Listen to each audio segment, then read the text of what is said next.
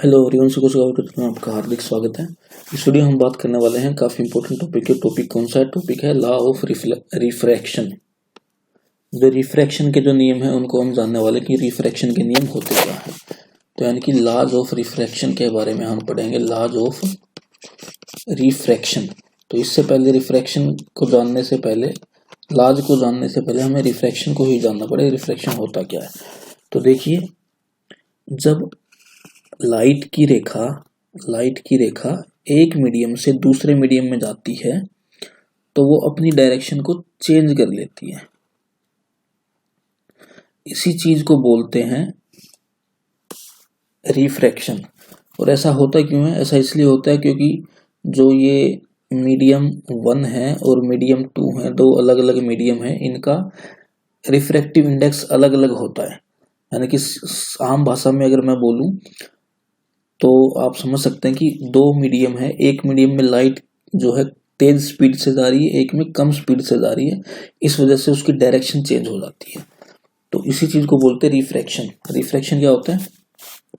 The process of changing of direction of a light ray when it moves from one medium to another. तो अब refraction के नियम को समझते हैं। रिफ्रैक्शन के नियम बोलते क्या है, कहते क्या है? तो देखिए, सबसे पहले तो जो किरण आ रही है इसको बोलते हैं इंसिडेंट रे। इंसिडेंट रे भी बोल देते हैं, इंसिडेंस रे भी बोल देते हैं। अब ये जो नॉर्मल है, ये जो परपेंडिकुलर है, ये हाइपोथेटिकली हम इसको मानते हैं नॉर्मल है ये, ठीक है। तो नॉर्मल है। और ये होता है इंटरफेस। इंटरफेस यानी कि दो मीडियम जहां टकराते हैं, दो मीडियम के बीच की जो जगह होती है, इंटरफेस उसको बोलते हैं। ये है आपका इंटरफेस। दो मीडियम का जो मतलब ज्वाइनिंग पॉइंट होता है। तो इंसिडेंट रे ये नॉर्मल हो गया, और जो वापस गई उसे बोलते हैं रिफ्रैक्टेड रे। रिफ्रैक्टेड रे। तो अब ये जो एंगल बनाती है नॉर्मल के साथ, एंगल हमेशा नॉर्मल के साथ बनेगा, याद रखिएगा। इंसिडेंट रे जो नॉर्मल के साथ एंगल बनाती है तो उसे बोलते हैं एंगल ऑफ इंसिडेंस, और जो रिफ्रैक्टेड रे बनाती है उसे बोलते हैं एंगल ऑफ रिफ्रैक्शन। तो अब इसके दोनों नियमों को समझते हैं, दोनों नियम बोलते क्या है। तो देखते हैं पहले नियम के बारे में। पहला नियम तो सेम वही है कि द एंगल ऑफ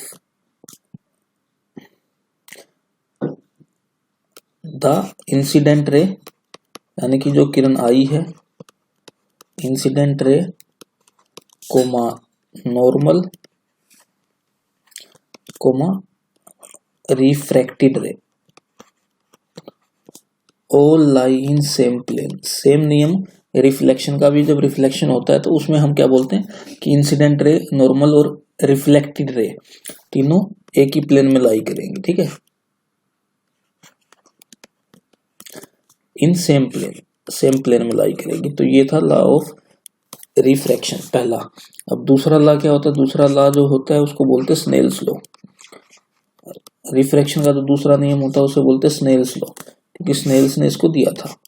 वो क्या बोलता है? बोलता है the sine of angle of incidence. Sine of angle of incidence the ratio of, हम बोल सकते हैं ratio of the sine of angle of incidence and sine of angle of refraction. Refraction is always constant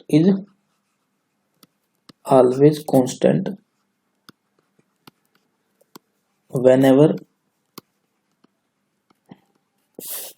a light move from one medium, whenever a light move from one medium to another।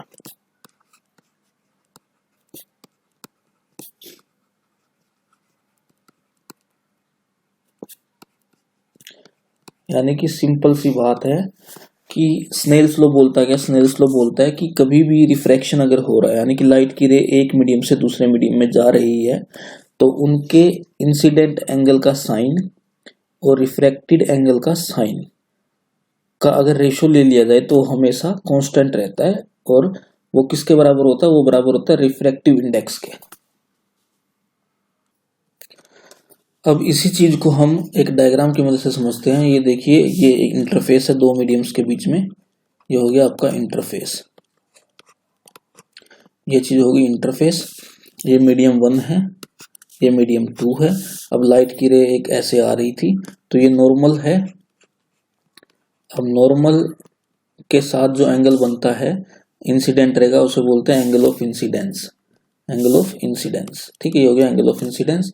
अब इस किरण को, इस light की रे को ऐसे जाना था, इस पाथ को फॉलो करते हुए। ये तो मैं डॉटेड दिखा रहा हूँ, डॉटेड पाथ को फॉलो करते हुए जाना था, लेकिन ऐसे ना जाके ये मुड़ गई नॉर्मल की तरफ। ठीक है, तो इसी चीज को बोलते हैं रिफ्रैक्शन। और ये जो एंगल बन रहा है रिफ्रैक्टेड रे का, ये रिफ्रैक्टेड रे है, ये रिफ्रैक्टेड रे है। रिफ्रैक्टेड रे का जो एंगल बन रहा है उसको बोलेंगे एंगल ऑफ रिफ्रैक्शन। अभी वो स्नेल्स लॉ क्या बोल रहा है, as per Snell's law, Snell's law बोल रहा है कि भाई साइन ले लो आप, sine of angle of incidence और sine of angle of refraction, इन दोनों का रेशो करेंगे तो हमेशा कांस्टेंट आएगा। और उस कांस्टेंट को क्या बोलेंगे, उस कांस्टेंट को बोलेंगे रिफ्रैक्टिव इंडेक्स। ये यहाँ म्यू क्या है, ये कांस्टेंट जो है, ये जो ग्रीक लेटर मैंने लिखा म्यू, म्यू इसको बोलते हैं म्यू। म्यू म्यू क्या है, म्यू को बोलते हैं रिफ्रैक्टिव इंडेक्स, रिफ्रैक्टिव इंडेक्स।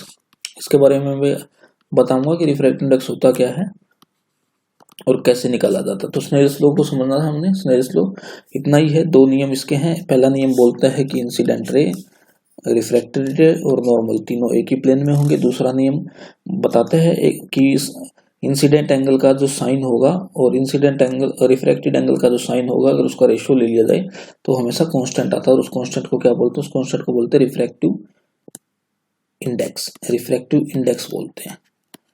तो स्नेल्स लॉ बस इतना ही था। तो उम्मीद करता हूँ आपको वीडियो पसंद आई। वीडियो पसंद है वीडियो को लाइक जरूर करें, चैनल को सब्सक्राइब करें। धन्यवाद।